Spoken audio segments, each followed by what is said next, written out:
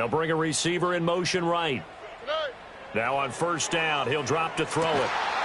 He's got it to Collins, complete. Yeah, he's going to be out of bounds, but not before he takes it inside the 40. That'll go as a pickup of 32 on the catch and run. And here's a spot where this offense says, we got to start making something happen. We're down 2 scores. It's the 4th quarter. We've got to start moving with some urgency. And here's a big play that gives them a ray of hope that they can get back in this one. And his pass is intercepted for the 4th time today. And he will take this one home. It's a touchdown. This defense just continuing to do their thing, and now they add on to that lead with another pick 6. And how about the way they played this entire game? Not only did they put their stamp on it, but every time they try and mount an offensive challenge, they find a way to thwart it. And multiple pick 6s, oh yeah, they'll enjoy watching this tape after the game. So they throw the pick 6. They'll get another shot at it now as this one's in the air. And he's going to be stopped cold. Good coverage there by the kick team to bring that return to an abrupt halt.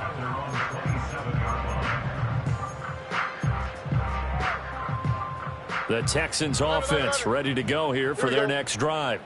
Their mini 2-game win streak appears it might be going by the wayside unless they can pull a rabbit out of their hat. Stroud coming right back after the pick 6. Oh, he was hit as he threw it there, and that one winds up incomplete. But we've talked about it, CD, but it bears repeating. They are struggling to throw the football. All the interceptions and more incompletions. It just doesn't look like things are in sync out there. I would agree with that, and it's not a good day when you feel like an incomplete pass is almost a win for you because it wasn't intercepted. And I think the receivers now, when they're running their routes, they want to catch the ball, but they also want to make sure that the defenders don't take it away. He's got his target. That's complete. He's going to pick up the first down and then some. And finally marked down at the 23. A huge play there for Houston. And even 40 yards. So the big play gets them all the way down to the outskirts of the red zone here for 1st and 10. Stroud to throw it. And that's a lesson learned from the previous drive. Last time he forced one, and it turned into a pick 6. Here, he knows better, and he just throws that one away. Now a 2nd and 10. The throwing again is Stroud. He'll drop this one down to Mixon. And down inside the 15 he goes. From the 13 now, they work on 1st and 10. Stroud looking to throw. Escaping the pressure right. To the goal line, but it's incomplete. That was a touchdown if he could have hung on. Instead, it was a well-timed collision to jar that one free. Here's 2nd and 10. And in motion. And he'll get it here on the touch pass. What a great read by the secondary. They come up to stop that touch pass before it can even get back to the line. They'll wind up losing 3 here on the play, and that'll make it 3rd and 13.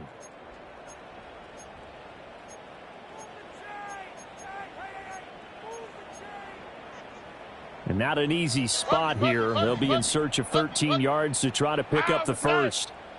Now on 3rd and long, they'll look to throw. Dumps it off to Mixon.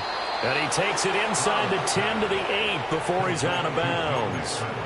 That'll bring up 4th down. They wind up getting 8 yards, but they needed more than that. We can make this one pretty simple. Locked up all of his progressions down back. But how about the way they ran to the football and knocked him down to force a 4th down? 4th down, 4th quarter. Here's Stroud. And it's incomplete. They cannot convert, and they turn it over. They had to go for it with such little time remaining, and the Jaguars are going to take possession here on the turnover on downs.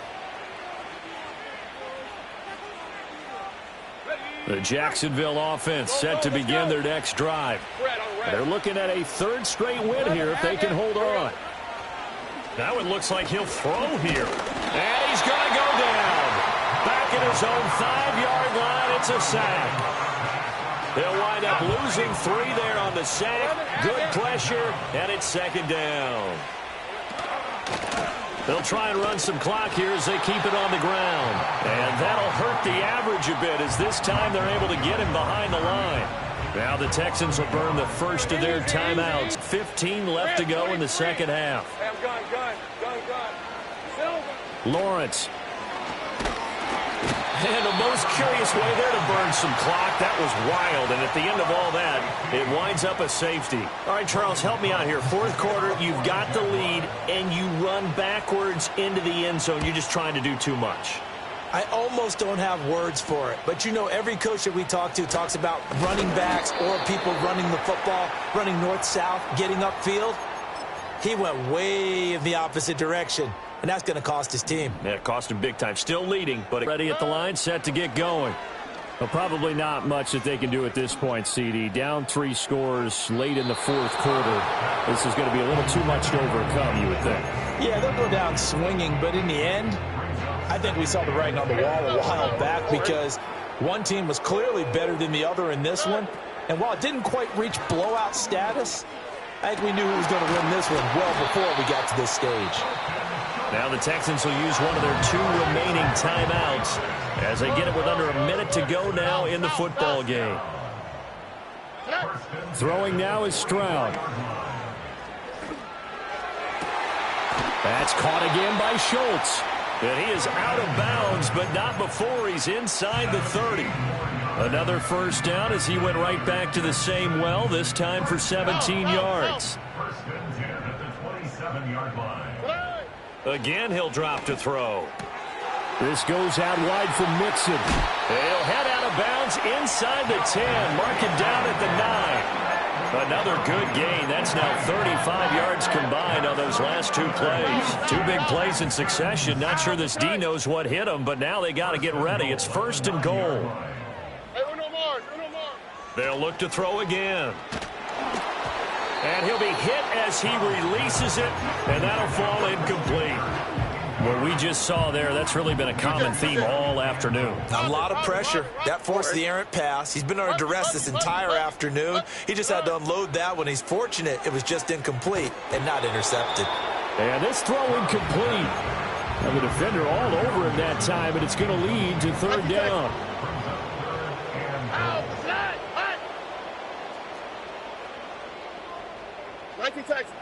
Stroud will look to throw once more.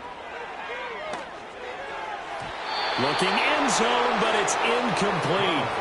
I think it's safe to say that he's made some questionable decisions out there so far. Forced some throws into tight coverage. He's already been picked off in this game. Fourth down now, but he was fortunate on that one not to have another turnover on his ledger. Fourth down, Stroud going to try to throw for it. And it's intercepted at the goal line. Picked up by Foyesade and the Jaguars are going to get the ball back on the turnover. They hold on 4th and goal. That's now his 2nd interception in as many weeks from his linebacker position. And think about all the different techniques he has to employ in a passing situation. Is he spot dropping because it's zone? Is he picking up man-to-man? Is he having to run with a running back or a tight end? In any event, great eyes, head on a swivel, and excellent hands. Yeah, versatility and showing those hands. His throw incomplete. And the incompletion there stops the clock. Any surprise they're throwing here late? Ordinarily, yes, because you would think enough is enough. They've got plenty of lead, but I've seen this a bunch of times as well. The defense is going to crowd the line of scrimmage. If you just hand it off inside, you're getting your running back popped. And he's going to be taken down, sacked back at the 2. The Texans going to signal for their 3rd and final timeout as the clock will stop with 21 seconds to go in the football game. Lawrence from his end zone. And can you believe it? It's a 2nd safety in this ball game. At this point, I think it's a surprise when he isn't close to being sacked on a passing down. The amount of times he's hit the deck today, I think a lot of us are reading safety before they even took the snap. Simply a merciless pass rush every step of the game, and that rush earns a crowning achievement there. So they'll go ahead and accept the penalty. Here's 1st and 10. On the quick, right?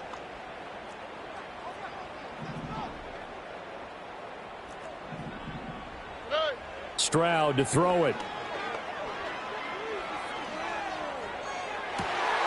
That one complete downfield to Kirk. And he is out of bounds, but not before he's inside the 30. Here's first down.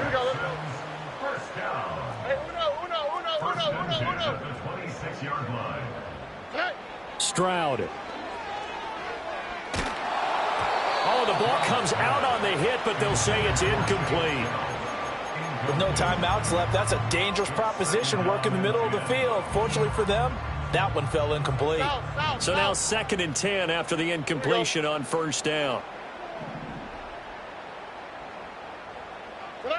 Here's Stroud. Oh, hit as he throws there, incomplete. You get into these 2-minute drill situations, and you often got tired legs on the offensive line. But these defenders, they've been rotating in and out, and they're a little bit fresher and quicker. And the pressure there forced the incompletion. And that will be incomplete. They were going for a consolation TD, but it was not to be. And time has run out now on this game. What a performance. All those points put on the board. And, Charles, it wasn't just by the offense. The defense put some points on the board as well. They were solid today. Yeah, it was a complete effort to secure the win, and both sides of the ball made big plays. But how demoralizing is it when the opposing defense can take one all the way back against you? And that was the case here. That really sparked them to victory. So for Jacksonville, they're on a nice early roll as they move to 3-1 with a win here. And they will head back home next week. Meanwhile, for the Texans, they'll fall back to 500 at 2-2. And they'll get a chance to redeem themselves at home next week.